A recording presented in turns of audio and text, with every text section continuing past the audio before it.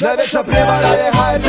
Opet ne zovu me, nema miris droge, love misle da sam bez veze. No šta će oni bez mene, pa kak će oni bez mene? Pa bit će zadnji ko uvijek, ma uzaludne pare, sve ma uzaludne pretplate. Građani sve nek plate, nek svaki pojedinac kaže uzmi Marka Žaka. Neka čuju vješte stihove u publici sve tiho je, jer znaju kada Mark nastupa teke se zapisuje. Lekcije kada držim klinci slušaju jer vole me. Krupir kada pržim idi drugdje jester bolje. Ne mogu pravit jesti, pisat tekstove ne mogu sve. Ne znam pjevat al nastupam, ja to radim najbolje. Glavom diram rasvjetu i širim svjetonazore. Čitaj Margotija, pusti Gajeve i Nazore. Sam na bini zašto, znaj da i mene zanima. Znam da radim dobru stvar kad prišti sva tribina. Oh ne, još pokušavam shvatit.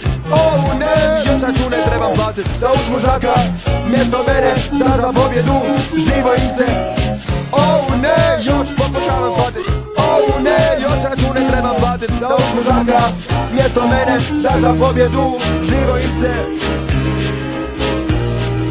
Da za pobjedu živo im se. Rajčnim jezikom služim, a služe mi i sluškinje.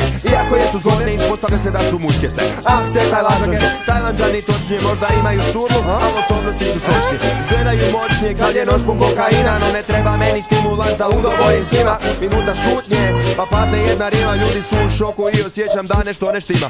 Skužim nema dore već za redom nekih 5 godina, skužim nemam para, jer sam pare dužan njima. Kako se izvuć, kako pobjeć, mene to zanima, al nema mi pomoći jer HRT naplati svima, zaista svima. Stvarno prate te do groba, uzmu kuću, uzmu auto, od tebe naprave roba. Plaćaš smeću i takva im je usluga. Beskoristan HRT kao neprofitna udruga.